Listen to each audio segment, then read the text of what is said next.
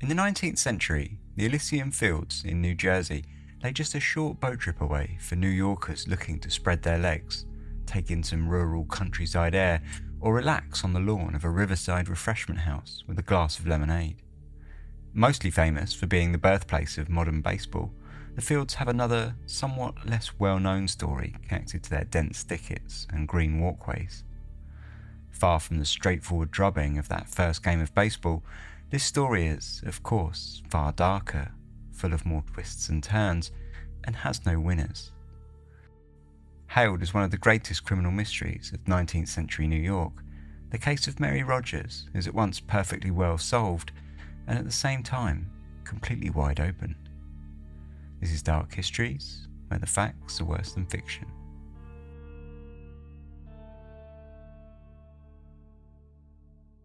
Hello and welcome to Dark Histories Season 6, Episode 8. I'm Ben, the host, as always. I hope this episode finds you well. It's good to be back.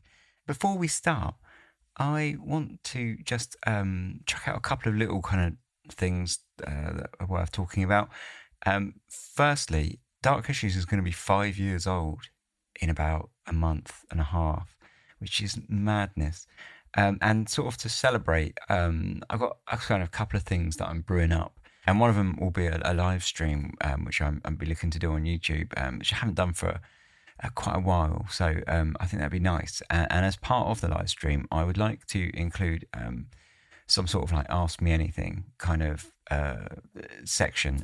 So now's your chance. If you ever had anything you wanted to ask, or you wanted any answers about any of the episodes that I've done in the past, or any of the production of the episodes, or just anything you want to ask me, literally ask me anything, now's your chance.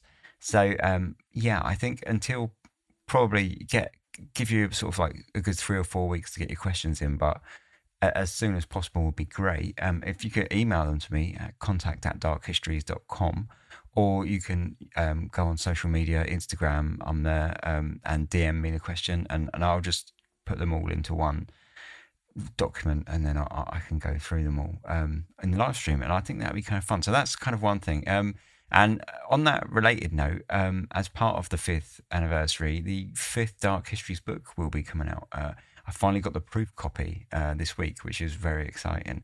And of course, there's some obvious errors that I need to fix. But yeah, that will be ready for the 5th anniversary as well, which is really cool. So yeah, there's a couple of interesting things. Just sort of chuck them out before we start. But now they're chucked out, let's get started. This is the mystery of Mary Cecilia Rogers.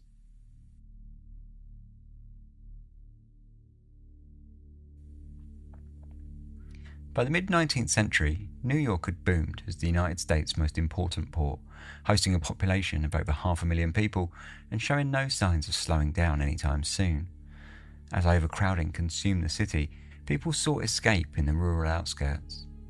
One of the more popular areas of natural beauty lay only a short trip away from the concrete smoke and putrid stench of the port. Known as the Elysian Fields, the parkland stood on the banks of Hoboken on the New Jersey side of the mile-wide Hudson River. The crossings were facilitated by the steamships that connected New York with New Jersey from the tourist piers that jutted out into the water, nestled amongst the countless commercial piers and slaughterhouses that lined the river. Colonel John Stevens had bought up and developed the land as a waterside walkway, importing fruit trees and exotic flowers, and landscaping the whole area with a particular eye for natural beauty. Stepping off the ferry service, a national first for Stevens, who had invested heavily in travel infrastructure, the brisk sea air was thought to bring a relaxing calm to the overheated city dwellers who could saunter up the finely planted gardens of the Colonnade Hotel, a large white building described as fashionable and elegant, and order their drinks to be taken on the lawn. Parallel to the river, day trippers could walk north past the New York Yacht Club's headquarters and clusters of taverns, taking in an assortment of public entertainment, from bare-knuckle fighting to bear baiting, or head up to the nearby Sewell Cave, a 30-foot deep man-made hole in the cliff wall that housed a spring whose water was advertised as having miraculous health-giving properties and was sold for a cent a glass. Strolling past Union Hill led to a Romany gypsy camp where the more adventurous could have their palms read and their fortunes told. With a scene of such healthy tourism, P.T. Barnum couldn't help but get involved, and the New York Entertainer staged a grand buffalo hunt in the fields during the summer of 1843.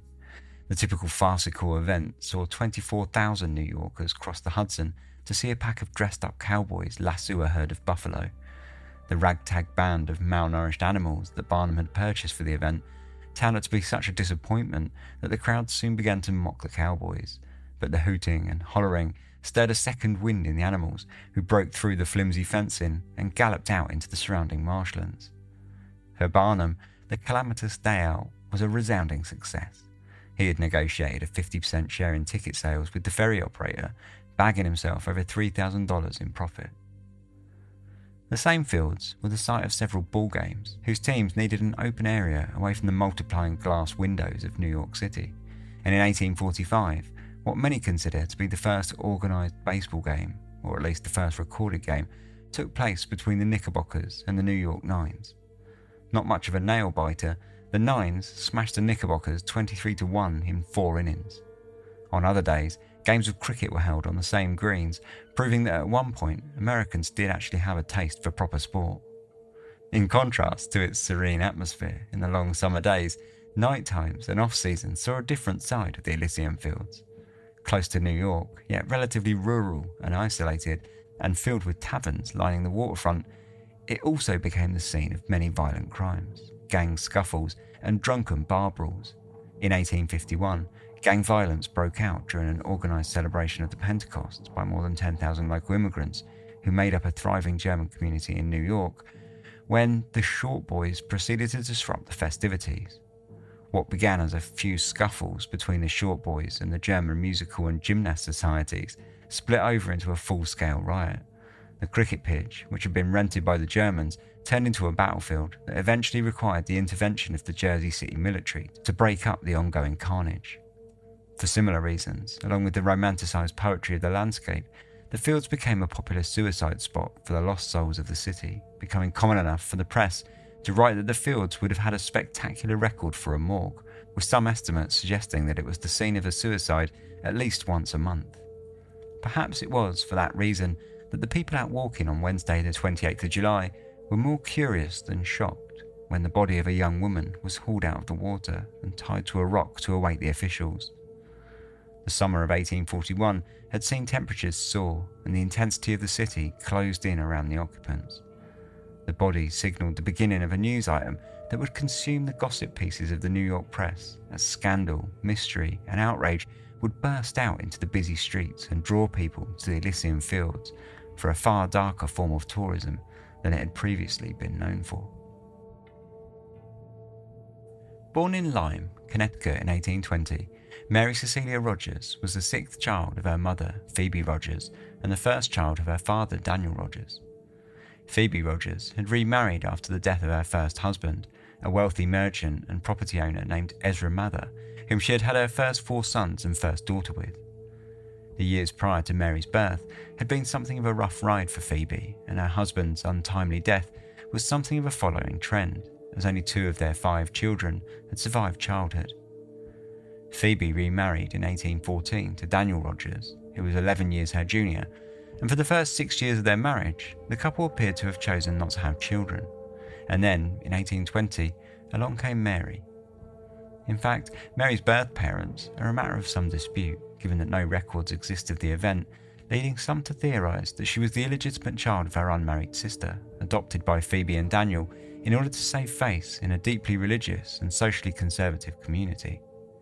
Whoever the real parents were, Phoebe and Daniel Rogers raised Mary as their own. After the birth of Mary, Phoebe may have relaxed into what she thought was a new beginning and a stable future. However, all of that came crashing down in 1834 after Daniel was killed in a freak steamship explosion, leaving Phoebe twice widowed. Seeking to escape the long run of poor luck, in 1837 she took Mary to New York, where members of her extended family already lived. For a short time, they boarded with a man named John Anderson before moving in with Phoebe's sister on Pitt Street in an area of the Lower East Side casually known as Little Germany, home as it was to many of the German immigrants who were settling in the ever-expanding city. Mary, now 18 years of age, was approached by John Anderson, who, after having started out as a labourer and a bricklayer, had turned his hand to importing and selling tobacco in a small emporium on Lower Broadway. A man with a certain flair for business, Anderson had already seen his business rocketing, and in Mary's fantastic good looks, he saw an opportunity to capitalise. Placing this prized jewel behind the counter, he hoped to reel in some truly large and hopefully well-bred fish. The back room of the store hosted a parlour that saw the business of newspaper editors, judges, poets and writers, and Anderson needed the continued business of every last one. Deep down, tobacco was a stepping stone to bigger things, and Anderson had grand political ambitions. After promising Phoebe that he would escort Mary home every night after her shift, and coughing up the offer of a very good wage, Mary accepted the position, working at the counter, and within months found herself transformed into a minor celebrity as Anderson's shop blew up to dominate the New York tobacco trade. His choice of decor, location, and a fine stock of chewing and fine-cut tobacco no doubt played a part in the success, but people spoke openly about the heavy lifting done by his attractive assistant Mary, or the beautiful cigar girl as she became known in the New York papers, who incredibly actually found column space to write stories about her. Like some sort of peculiar tobacco-shilling Victorian it girl, Mary managed to find herself famous simply for being herself. One reader of the New York Herald sent the paper a poem dedicated to her, commending her on her star-like eyes. This was all working out quite well for Anderson, until one evening in October when Mary mysteriously vanished. Though she did return to work within a day, her sudden disappearance was enough to stir the newspapers to print their concerns for the pure young maiden, and before long her absence had a full-blown narrative. Mary, they said, had been disappointed in a matrimonial engagement and had chosen to take her own life, leaving a farewell letter to her mother. When she returned behind the counter at Anderson's, alive and well, explaining that she'd simply been to visit a friend in Brooklyn, the papers claimed it had all been a hoax, perpetrated in some stories by a rogue and in others by Anderson himself, in further efforts to drum up attention for his tobacco store. Whilst it seems unlikely that it was Anderson who spread the initial rumours, he did appear to capitalise, as hordes of new customers flocked to the store in order to catch a glimpse of Mary, the beautiful cigar girl. It was certainly true that Anderson had a flair for business, but he could hardly take credit for being the first to have considered the benefit of having female staff in a store where the clientele was largely male. It was a tactic employed across the city. Naturally, the practice inspired outrage from the more conservative contingent, who rallied against a woman for working in stores where the clientele was not exclusively other women. As one writer put it, the stores were displaying the girls like a brilliant luminary in order to capture rich rascals, and called for an end to the practice, which he called a great evil. Regardless, this vocal minority were not the ones shopping in Anderson's store, so he was free to ignore the criticism whilst watching his profits roll higher and higher, though Mary did eventually demand a higher wage, a request that Anderson could hardly afford to deny. Shortly after her disappearance and reappearance, Mary's stepbrother, who worked aboard a ship out of New York and come into some money from a rather vague foreign business venture, funded the lease of a boarding house on Nassau Street, a block from Broadway, where his mother and Mary could live and work. Mary stepped out of public view and into the slightly more down-to-earth role of helping her mother with the chores for their new tenants. For Mary's mother, she was just glad to have Mary out of the limelight of the tobacco store, though Anderson had done everything that he could, including desperate pleading, to keep her on board. Even if Mary had wanted to remain at the store, it would have been next to impossible, as her mother's health began a downward turn, placing many of the day-to-day tasks on Mary's shoulders. The situation was not helped by the news that her stepbrother, after funding the initial investment to secure the lease, was killed only months later when a mast knocked him from his ship and out into the sea. Her stepbrother's death capped off several decades of loss for Mary, whose life finally seemed to settle into a welcome monotony. As the landlady of a busy boarding house, routinely housing between 4 and 5 tenants, Mary had plenty of work to do. Every morning she spent around 3 hours taking care of the chores around the house, and then once again in the evening, after preparing meals, she would once more clear the house, readying it for a quiet night, only to wake up the next day and repeat the cycle again and again. And so, time passed with a slow, uneventful certainty until the summer of 1841, just like the magnetism she had at the tobacco store, her 3 years as the landlady were no less filled with admirers. Amongst the tenants, she found several suitors vying for her attention. Alfred Cromlin, a law clerk, had moved into the building in December of 1840 and found himself captivated with Mary from the outset. Unfortunately for him, Mary had already become fairly deeply involved with another tenant named Daniel Payne. In contrast to Cromlin's straight-laced appearance, Daniel Payne was a little rougher around the edges. Though he worked in the skilled, highly demanded craft as a cork cutter, if rumours were to be believed, he spent a considerable amount of time removing corks rather than making them, and his reputation as a heavy drinker was well known. Mary seemed to take to him, however, and the pair were in a fairly advanced courtship that forced Cromlin to accept that he'd been overlooked. He didn't do so with any deal of grace, however, and he lost his cool quite splendidly just 5 months after he'd moved in, when he returned home from work one day to walk in on Mary and Daniel throwing down on the kitchen table. In a fit of rage, he stomped up to his room, packed his bags, and left the boarding house for good, but not before he opined on the corruption of sin and pompously reassured Mary that he still cared for her and would be available any time should she ever need his help.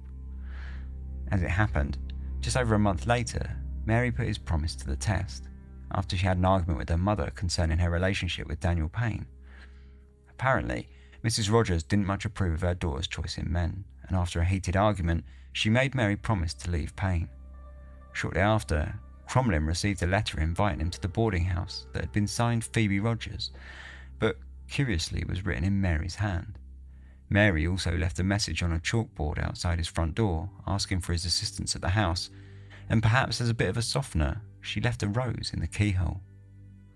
Not thrilled to spend more time in the presence of Payne, and seemingly a tad bitter after the fallout, Cromlin decided not to bother visiting. It was a decision that, in retrospect, he would perhaps live to regret. 2 days later, on the morning of Sunday the 25th of July, Mary woke as usual and got to fixing the morning chores. When she was finished, she called through the door to Daniel Payne's room and told him that she was intending to head out to visit her aunt, who lived just 15 minutes north of the Nassau Street boarding house on Jane Street. The city omnibus, a rickety 12-seater horse-drawn cart, ran up and down Broadway, linking the boarding house to Mary's aunt's. So Payne arranged to meet Mary later that evening at the station on Broadway, just round the corner from the house. At 5 p.m, when he arrived at the stop, however, it dawned on him that the plan didn't entirely make sense. The omnibus didn't even run on Sundays, a fact that had somehow eluded him until he arrived at the desolate station. Making matters worse, a storm that had been threatening throughout the hot, stuffy summer's day erupted overhead, sending a torrent of rain down upon the street.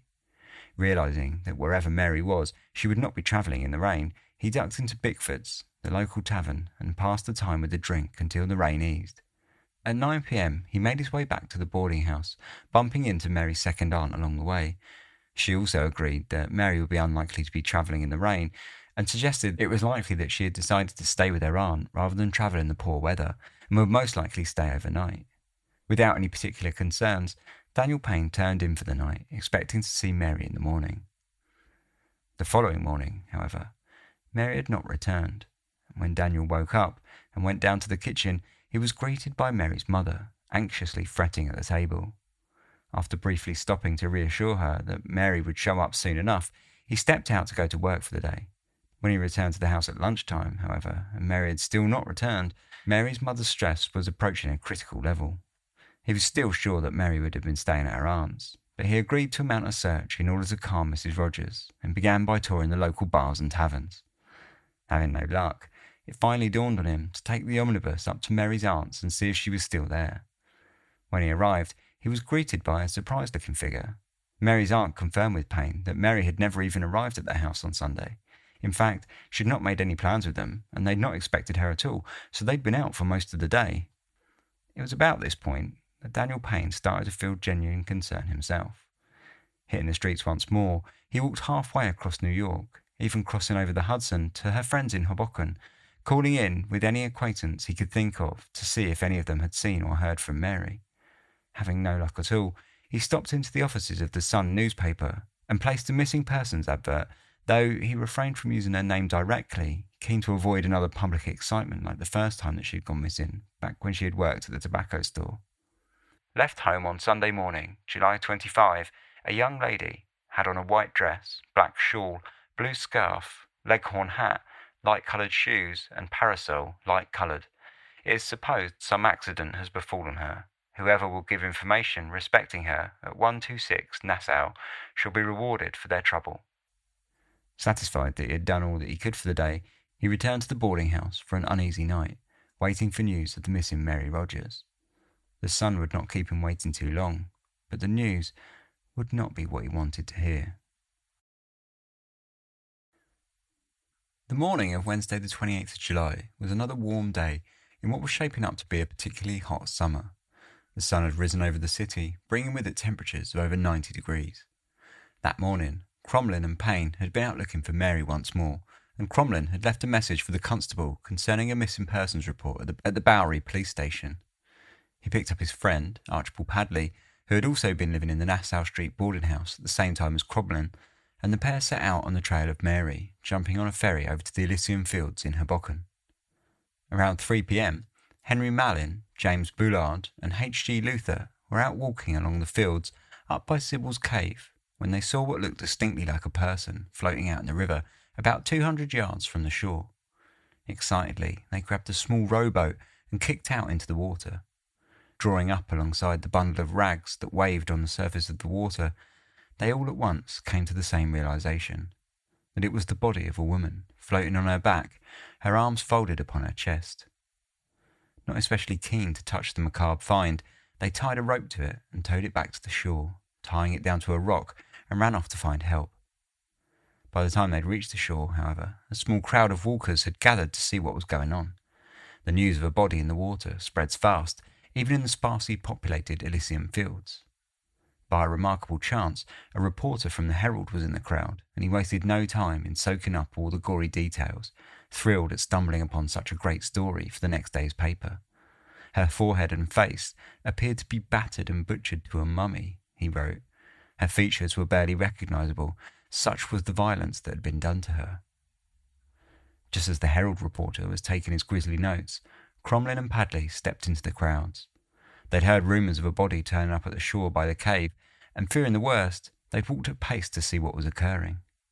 As Cromlin stepped out into the clearing around the body, he was quickly able to confirm his worst fears, that it was that of Mary Rogers. Fully clothed in her hat, gloves, and long summer dress, she lay on the shore of the river, discoloured and bloated. Shortly after Cromlin and Padley arrived, the New Jersey coroner, Dr. Richard Cook, appeared on the scene, and from the outset made it known that he had fairly strong concern for the state of the body lying open under the heat of the beating summer sun. It took almost 3 hours for the New Jersey judge, Gilbert Merritt, to arrive, and when he did, Dr. Cook had Mary's body removed to a nearby building as soon as he could in order to carry out his autopsy. Working quickly, he noted the blood and the bruising around the mouth, which pretty much instantly put paid to his initial theory that the victim had drowned in the river. He further noticed that the veins in the face were distended and that there were marks on the throat that correlated with a thumbprint, showing clear signs of strangulation. As he inspected the back of the head, he noticed a small knot, which turned out to be from a strip of lace that had been torn from her underskirt and tied tightly around her neck. From this inspection, he concluded that the cause of death had been strangulation after suffering a violent attack from at least 3 individuals. He also believed, due to the unkempt nature of her clothes, that she had been stripped and then redressed before being dumped in the river. One specific note he made was that the knot that tied her hat beneath her chin was not the kind that a woman would tie, instead suggesting that the actors were likely to have been sailors. Once the autopsy was complete, an inquest was held the same evening with the obvious conclusion that the death had been caused by persons unknown. Once the formalities had been completed, Mary's body was buried in a shallow grave in order to facilitate an exhumation should the investigation call for a further inspection.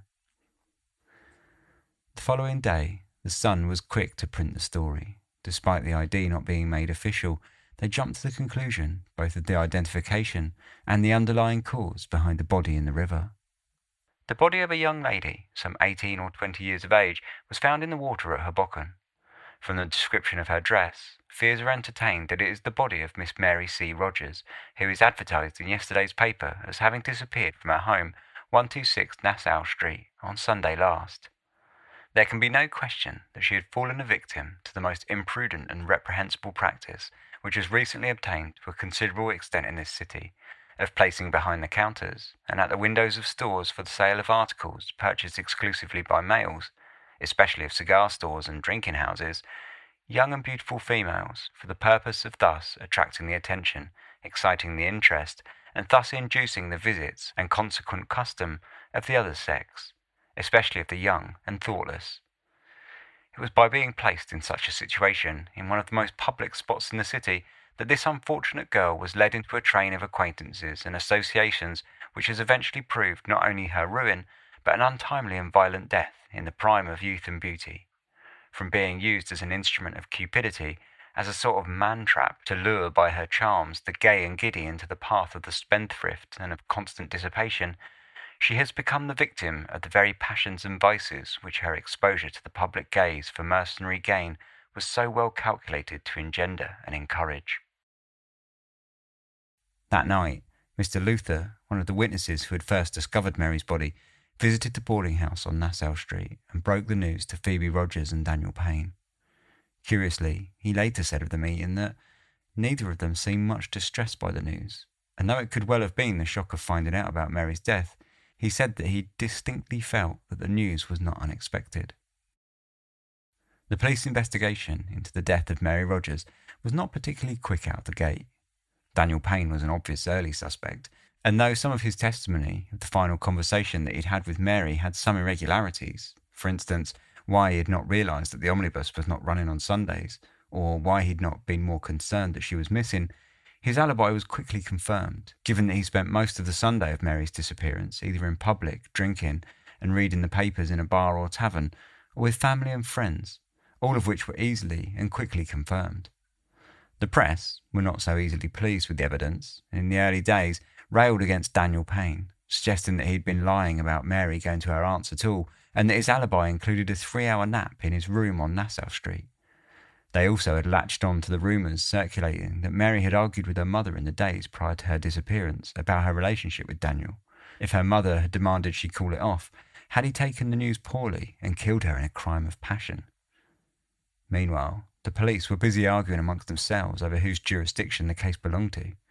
In truth, neither New Jersey nor New York wanted the responsibility of investigating the case, nor of funding a reward for information. Eventually, it was confirmed that the New York police should take up the reins, and the body was exhumed in order for the New York coroner to perform a second autopsy. Despite the advanced stage of putrefaction that had occurred in the warm weather, Daniel Payne and Mrs. Rogers were called to the Bowery station in order to carry out an identification, though Mrs. Rogers did not see the body directly, the police deciding to spare her the disturbing scene, instead allowing her to give a positive identification from scraps of her clothing. Undertaken by the New York coroner, Dr. Archer, one of the stranger aspects to come from the second autopsy was when he changed the cause of death from strangulation to drowning. However, the police were not entirely convinced, as they were focusing in on the knot that the New Jersey coroner had previously commented on, and the fact that he thought that it may have been tied by a sailing man. In early August, they arrested a man named William Keokuk, a sailor aboard the USS North Carolina that was docked in the Brooklyn Naval Yard. Keokuk had lodged at Nassau Street for 2 weeks whilst he had been on leave and had visited the house 3 weeks before the murder, suggesting that he had had at least some relationship, or perhaps some ideas of a relationship, with Mary during the time. But aside from the fact that he was loosely familiar with Mary and was a sailor, the police had absolutely nothing else on him. Unsurprisingly, his alibi stood up to scrutiny, and after 3 days in the tombs, he was released. In the void of any real information, the press reported on just about every rumour that circulated the streets. After Daniel Payne visited the offices of the Times and Evening Star, handing over a handful of affidavits and letters from witnesses, the narrative against him largely backpedaled, and instead began tossing around the theory that Mary had committed suicide after being forced to break up with Payne by her mother. It was a curious conclusion to make, given the bruises found on her face and neck, as well as the lace tied around her neck. But by this point, a month had passed in relative silence from the police, and the facts were not of much importance to the circulating rumours. Outside of reporting every theory they could find, the papers also focused on the lack of any reward being offered for information, and used the case to attack both City Hall and the police. Looking to capitalise on the situation, James Gordon Bennett, the editor of the New York Herald, called a shaky alliance of newspaper editors from across New York to come together and pool a reward. For Bennett, it was a calculated move to attack the officials and his enemies in the press, of which there were many. Any papers that refused to chip into the reward pool or actively spoke out against it, Bennett shot down as being uncaring for attacking the noble motives of others. In the end, the plan was successful in raising over $500 from the press, as well as pressuring the officials into stumping up the cash to match. When all was said and done, a reward of $1,350 was offered for any information that would lead to an arrest. The best lead came towards the end of August, when the police caught wind of a man named Joseph Morse, who had been known to the police for his previous bouts of domestic violence. Their interest in him as a suspect shot up considerably after witnesses said they had seen a man matching his description walking arm in arm with a woman matching Mary's description in Hoboken on the day of her disappearance. He failed to return home that night, and when his wife asked him about it the next day, he responded with further violence, storming out. Even more tantalising was the fact that when the police did decide to pick him up, the assistant in his engraving store that was just around the corner from Nassau Street boarding house told the police that Morse had left town, headed for Boston. Constable Hilliker from the New York police filed for an arrest warrant and then jumped on a steamship upriver in pursuit, alongside one of the witnesses who claimed to have seen him in Hoboken. Once they arrived, they traced him to a rooming house in the small town of Holden, 50 miles west of Boston. Hilliker left the witness in a bar and then ambushed Morse alone. Claiming to be a traveller from out of town, he invited Morse for a drink. As they sat in the bar chatting, Hilliker watched for a nod from the witness, telling him that Morse was the man that he had seen in Hoboken. As soon as the nod came, Hilliker finished his drink and arrested him on the spot. The pair carted Morse back to New York and tossed him in the Tombs, whilst they contacted the other witnesses to ask them to come and ID him, which they all did, giving a positive identification. For his part, Morse admitted that he and his wife had had the occasional marital spat, but he denied outright that he'd played any part in the murder of Mary Rogers. Strangely, when he was arrested, he told Hilliker that he had been walking with a young lady in Hoboken on the day of Mary's disappearance. But after he arrived in New York, he changed his story to place himself in Staten Island. The arrest sparked a rush of excitement in the press and the public. The newspapers went all in on the guilt of Morse, though their stories initially seemed to confuse two completely separate suspects, amalgamating their stories into one. Matters came to a head on the 17th of August when a group formed outside the prison, calling for his head. Mob justice was avoided and the crowd dispersed, but the press didn't lay off Morse until he was alleviated from suspicion for the murder after his alibi was confirmed and it was proven that he had been in Staten Island, not Hoboken, on the day of the murder. Seemingly devoid of irony or self-awareness, the Evening Post pointed out the dangers of circumstantial evidence, calling it a dangerous sort of proof on which to destroy men's characters or lives. By the end of August, the rumours surrounding the case were at an all-time high. Stories weaved together, combined, mutated, and moved further and further from any sense of factual reporting as each day passed. The police continued to make arrests in secret, but none came of anything, and all the suspects were quickly released in every case. Just when the Mary Rogers murder was heading into cold case territory, a rather strange call came from Hoboken that would shake the whole thing to the ground. If the police had been hoping for a lead to fall into their laps on the case, then their wish was granted in the first week of September, when a woman named Miss Frederica Loss called the Hoboken police station to report a collection of ripped and torn clothing that had come into her possession, which she believed matched the description of those worn by Mary Rogers on the day of her disappearance.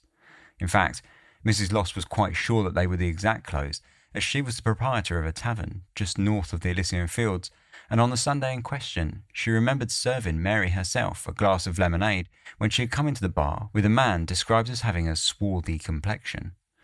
For a case that was floundering hopelessly, the phone call was an incredible lifeline.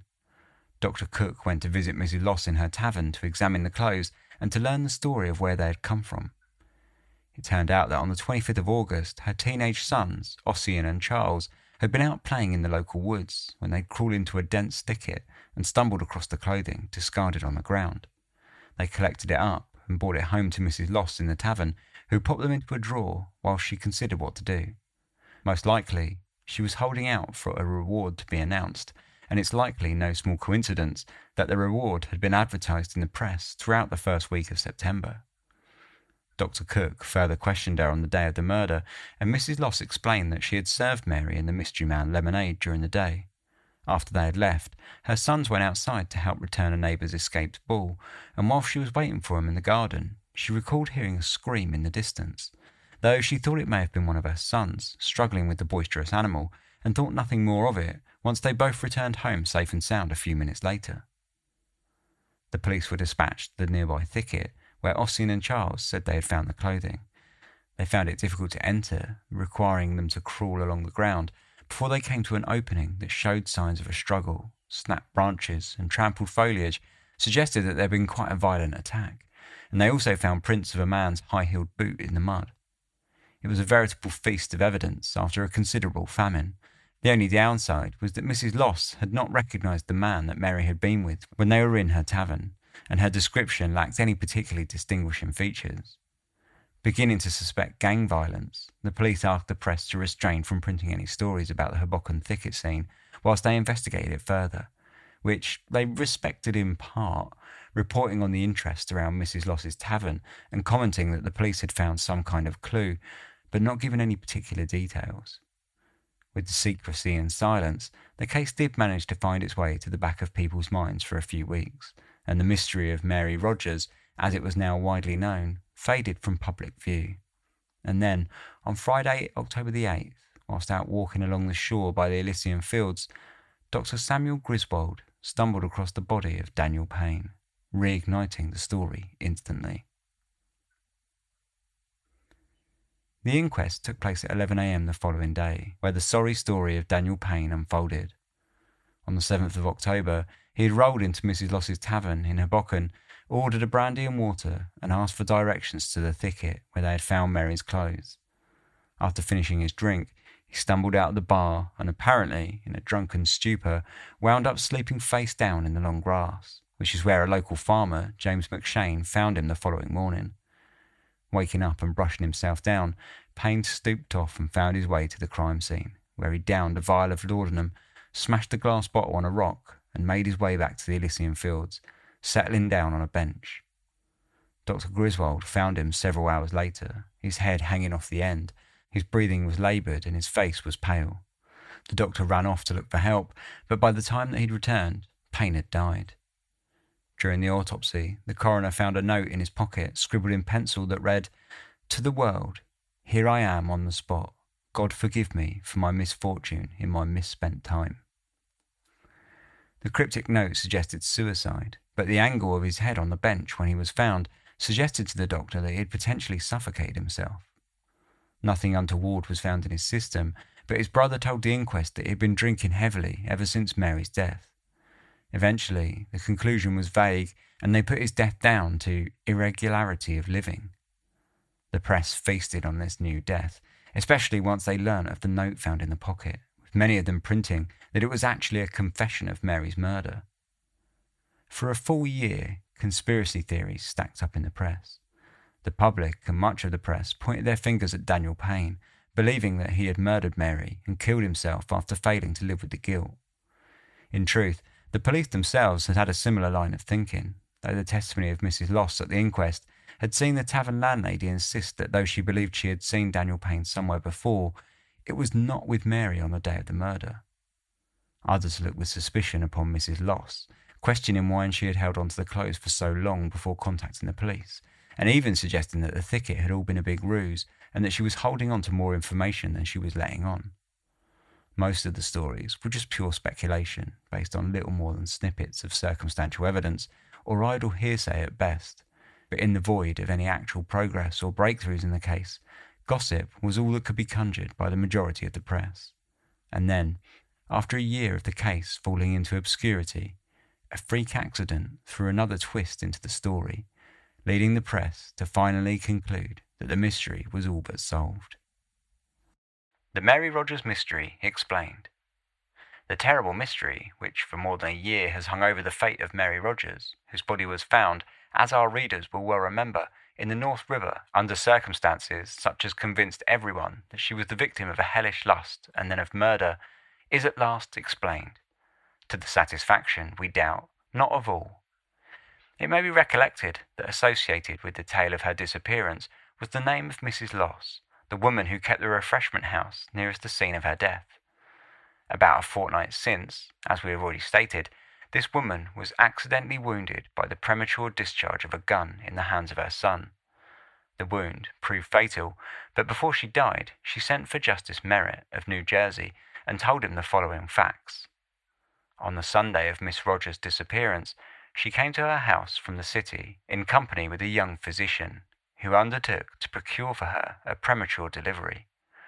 While in the hands of the physician, she died, and a consultation was then held as to the disposal of her body. It was finally taken at night by the son of Mrs. Loss and sunk in the river where it was found. Her clothes were first tied up in a bundle and sunk in a pond on the land of Mr. James G. King in that neighbourhood, but it was afterwards thought that they were not safe there, and they were accordingly taken and scattered through the woods as they were found.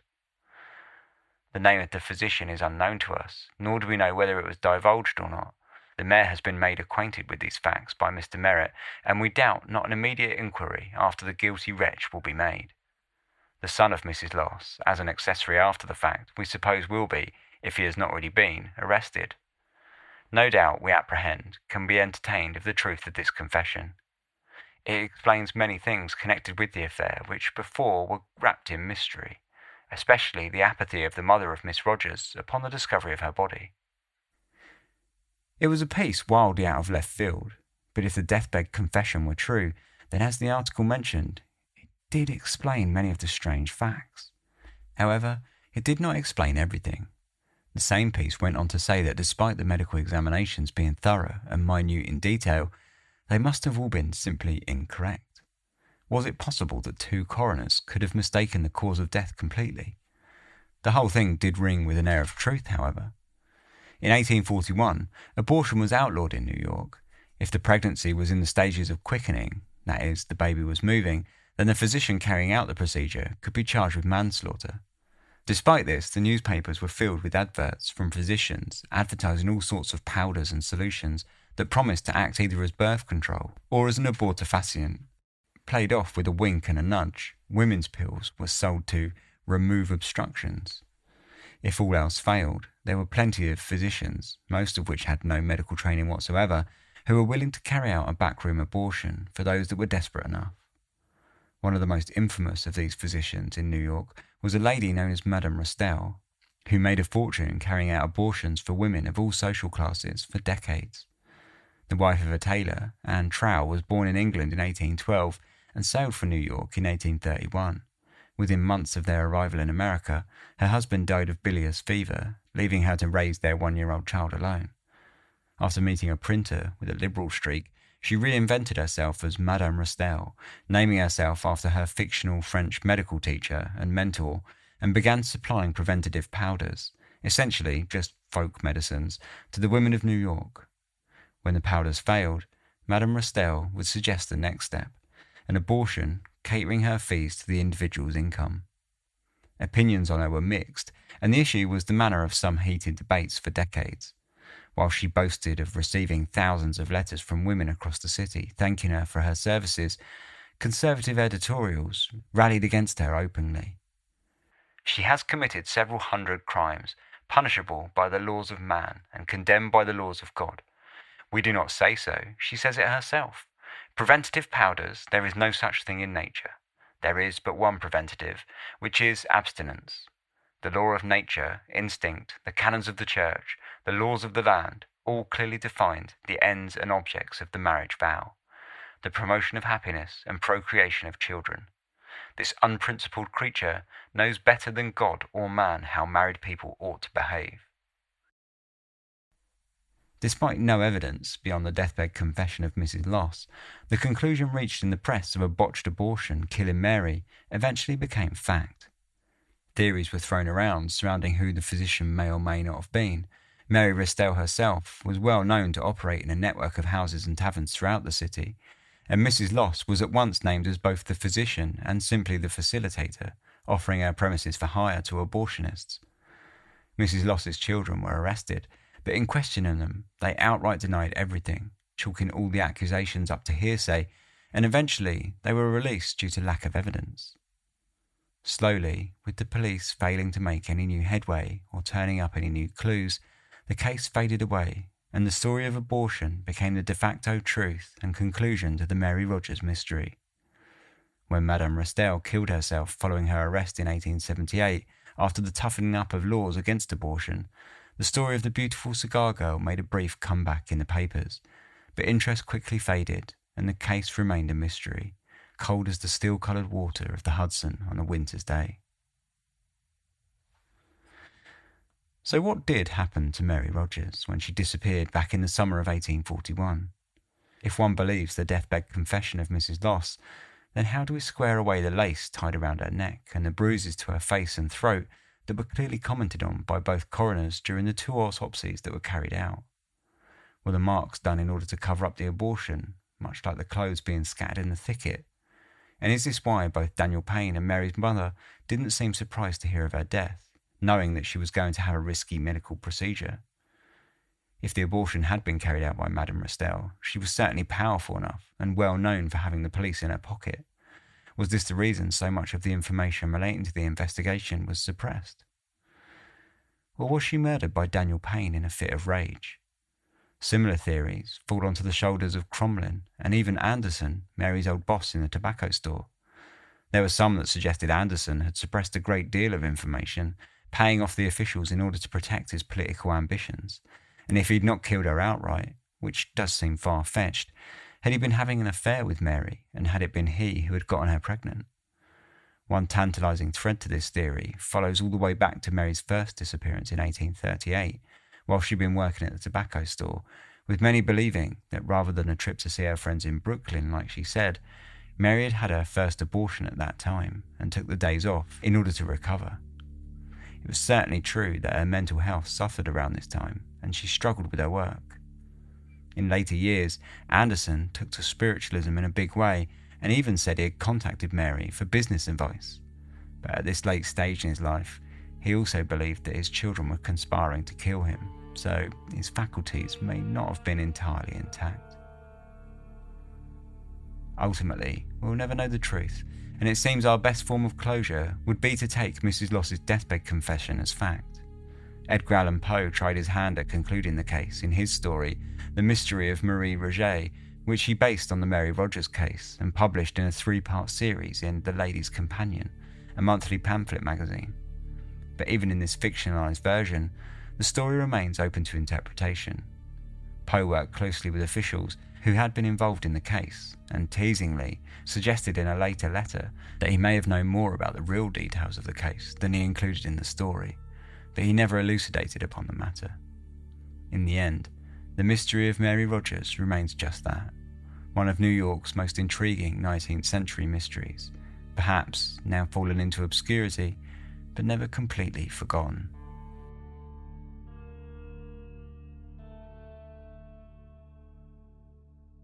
So that was the mystery of Mary Rogers. We'll discuss a little bit about our theories and such after these short advert breaks. Welcome back. So that is for the first time actually in a long while where we've got like a mystery to discuss, which is quite fun, isn't it? Tough story, that one. I really don't know where I fall on my position either. Like, after everything I've read about it, I really not too sure. I think that I can fully see the deathbed confession being true, because why would she have done the confession if it wasn't the truth, unless she was covering up for another crime, like something that maybe was worse, and she thought, well, if I'm dying, then I can kind of sacrifice myself to cover up, like, for example, let's say like it was a murder by like her son or something like that, or someone that she knew, and then she could kind of do this deathbed confession as a kind of sacrifice to cover up for that. So she could have been covering up for like another crime. But otherwise, it doesn't seem a great deal of point for her to be lying. So if we like focus on that element of the case, I really think, oh yeah, that must have been true. Like it was the deathbed confession. Like she died of a botched abortion, and that makes sense. And it all makes historical sense. You know, it ties in with the time period. It ties in with, you know, the trends of the day and what was going on in New York. You know, it really seems to sort of match up. And even like small bits of the story, you know, like that she was seen walking with a man on the day of her disappearance, when it turns out that the man, no one seemed to recognise, was this physician. And all of a sudden it all sort of makes sense and all sort of ties together quite neatly. But, and it's a big but, if we believe that, then what about all of the marks around her throat and the lace that was tied around her throat? It just doesn't seem to make a lot of sense. It's all sort of alluded to rather than said outright, but they basically like said that she was like sexually assaulted before she was murdered, right? And so you can see there that perhaps they'd mistaken like this really obviously badly botched abortion for a sexual assault. And so that kind of makes sense in a way. But the bruises around the neck and mouth, and you know, like the fact that her face was like violently beaten doesn't make sense to me, because the only way they could have done that is if they'd have done that after she died of the botched abortion, to sort of again like cover their tracks, the same way they dumped all her clothes and stuff. So that on that sense you say, oh, okay, that makes sense. But she wouldn't have had all that bleeding and bruising if they'd have done it after the fact, right? So that doesn't really tally. That it doesn't really make sense. That the deathbed confession is really neat and ties everything up until you look at that point, and then it sort of falls apart, and it falls apart quite badly. And it leads you to sort of then think, okay, then perhaps she was sort of violently murdered, but then by who? I don't think it would have been Daniel Payne. And I think, to be honest, I think his suicide is a little bit of a red herring. I think he just, you know, was in a really bad way because his future wife, or the woman that he was sort of planning to marry, just got brutally murdered. And like, you know, his brother said that he'd been drinking really heavily since. You don't have to be drinking really heavily because, you know, you've got any sort of guilt for that. You know, he might have just been drinking really heavily because he was having a really bad time, you know, with the grief and struggling to get over it. So I think that's somewhat of a red herring. I mean, it does play into the abortion story to a certain extent, because especially if the baby was his, because then you could say that he's suffering from a form of guilt as well, you know, because he might have been really struggling with the fact that, you know, he'd got her pregnant and then she'd gone to have an abortion, and that abortion had killed her. And in a way, it's like inadvertently his fault. He could see it that way, especially if he's in a bad way, drinking a lot. So again, it does play into that. But I don't know, I still feel like that story just doesn't really make sense with the tying the lace around the neck and all the bruises and the bleeding. It just doesn't make a great deal of sense to me. But then, you know, what parts of that confession were true and what parts weren't true. With the clothing, for example, you know, it seems like that was fairly true, that they were kind of dumped in that thicket, like at a later stage, and that she knew they were there. But again, you've got to ask this question. If her deathbed confession was true, why did she phone the police in the first place? Why didn't she just dump the clothes there and let someone else find them, like months or years later? Why bring attention to herself? Why hide the body, hide the clothes? The body gets found, yeah, sure. Why not just leave the clothes? Why then, when you're completely out of the picture, go and get all the clothes and phone the police and say, I've got these clothes? Unless she was possibly thinking that she could cash in on the reward. But that wouldn't really have been the case, because the information that she would have given would not really have led to any arrest, because she didn't really give any useful information, because obviously it was all lies. So it doesn't really make a great deal of sense. There are a few holes that really sort of critically ruin it. So yeah, I'm really on the fence, and I don't know either way with this one. I think it's genuinely a conundrum. It sort of says that, it's one of the greatest 19th century mysteries. Well, they're always the greatest 19th century mystery. They're always the most outrageous crime, or the most scandalous, whatever. But this one, genuinely, I think it really is like a complete mystery to me. I don't know which one to believe. I think the problem I've got with it is I can really believe them both. I can really believe the deathbed confession because it fits almost everything, and I can really believe that it was some sort of much worse crime because of all the medical evidence. So yeah, it's really tough. It's a really tough one, isn't it? But yeah, I thought, if you've got your own theories and you'd like to let me know, you can do so. contact@darkhistories.com is the email. You can get in touch with me through social media. All the links are in the show notes or on the website, which is darkhistories.com. And you'll find pretty much everything on the website, including like the books, the merch store, ways to support if you'd like to, links to the Patreon, links to the Discord server, anything you'd like to find, either check it out in the show notes or find it on the website.